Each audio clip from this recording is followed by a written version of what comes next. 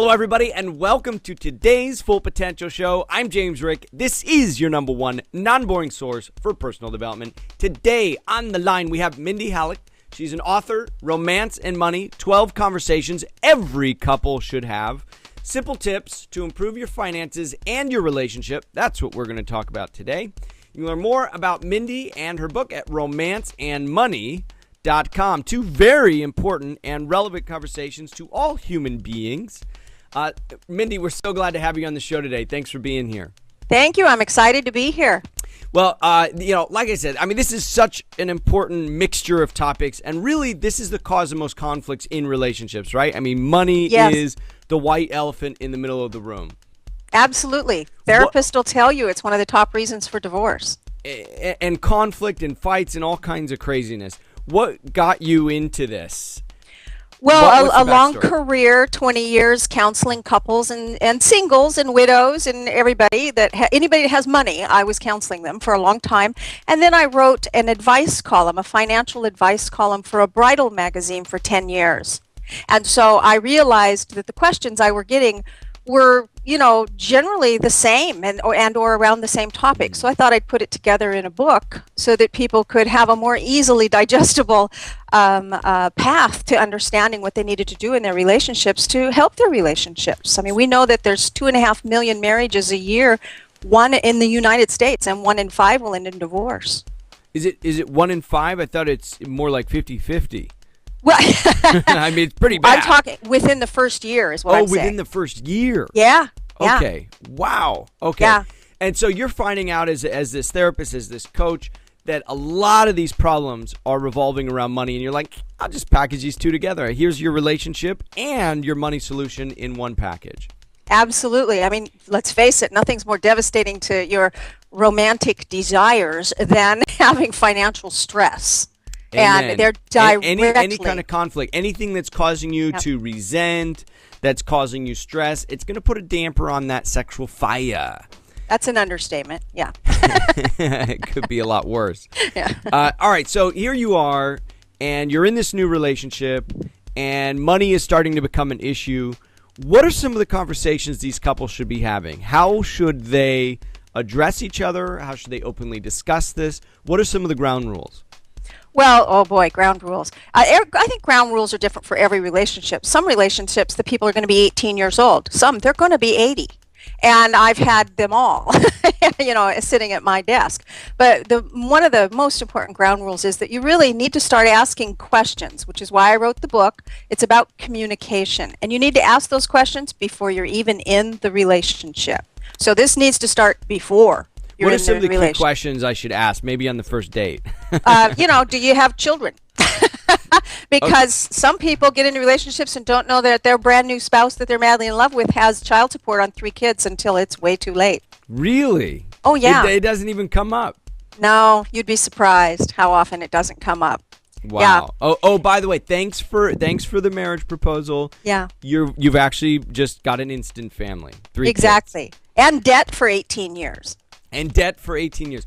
Okay, so some, I guess these would be common sense questions, but yeah, hello. Common sense is not always too common. So exactly. So find out if they have kids.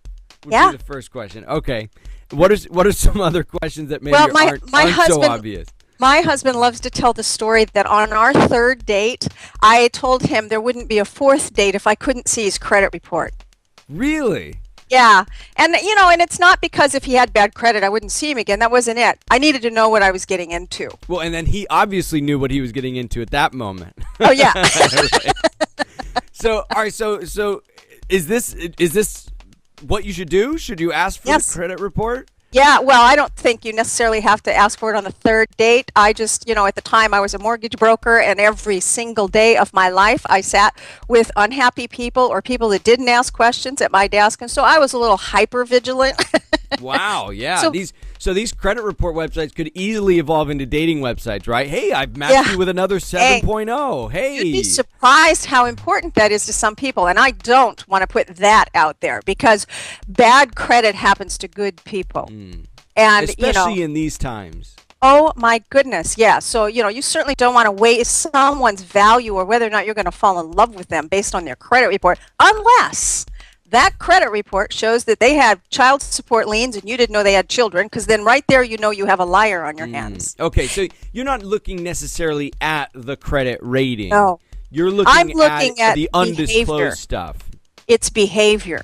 That's what I'm looking at. If I pull a credit report on somebody, and I strongly suggest people do that with their spouses, both parties, if I pull that and I see that for 10 years this person never has 10 years worth of credit and they've never paid anything on time, but they have the money and the income to do so, that tells me they might be a little neglectful of responsibility. That's an indicator for behavior.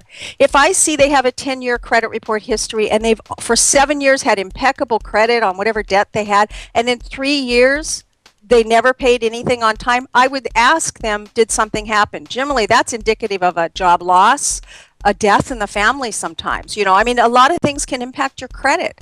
And so it's just an indicator of a pattern. It also lets you know if they have judgments and liens. If you marry a person with judgments. At least, okay, so with the credit report, you can at least take everything into the context of the person that you're getting to know. It's not hidden off there somewhere that they have kids, that they have this.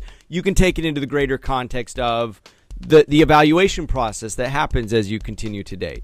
Absolutely, because if you then get into a relationship with a person that is not financially responsible, and yet for you, being financially responsible is one of your life goals, it's a huge value. Huge value. And those are opposing values that are going to cause fights that are going to tear a relationship apart. And I think that's really the fundamental lesson, that if you have a conflict of high values, and money is certainly up there in values, if there's a conflict, if one's a thrifty person and another's a spender, that's going to create huge conflict in the relationship. So get clear on that as early as you can. I think that's very sound advice.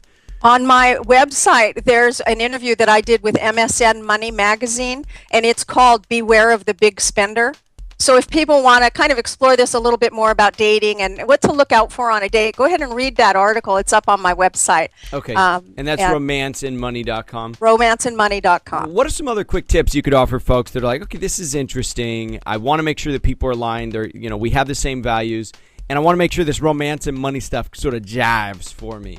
What are some other quick tips you can offer people like that? Well, for one thing, I always tell people to, be responsible yourself. You are also a financial steward, and you need to be respectful of your own finances. Pull your own credit report. Know where your credit stands before you start asking somebody else about theirs. And you can pull your credit report for free once a year at annualcreditreport.com. And I suggest everybody to do that for a lot of reasons. You want to make sure your identity is not being borrowed by somebody else. You want to make sure you don't have late payments you aren't aware of. And you want to make sure that your own financial integrity is intact before you question somebody else about their own. And if you find that your dating partner has stolen your identity, that's probably a red flag. This is a very big red flag. That's a big red flag. That's not in the book. I'm hoping people will just assume that. That is a red flag. All right, so what are any final thoughts before we wrap up and give people access to this free gift that we're about to reveal? Absolutely. I just want to stress with people to help our next generation and teach your children. On my website, there is on romanceandmoney.com, there's an article that I wrote for Seattle Woman magazine called We Are All Financial Stewards, and it will help you teach your children about money so that we can grow this next generation's in a wiser way about finances. I think the last few generations may have slipped down a slippery slope there. And I just strongly suggest that you try to teach the others around you in a soft, wise way. So really stress that we are all responsible for our financial condition. And not only are we responsible for how we use our money, but also we're responsible for our own financial education.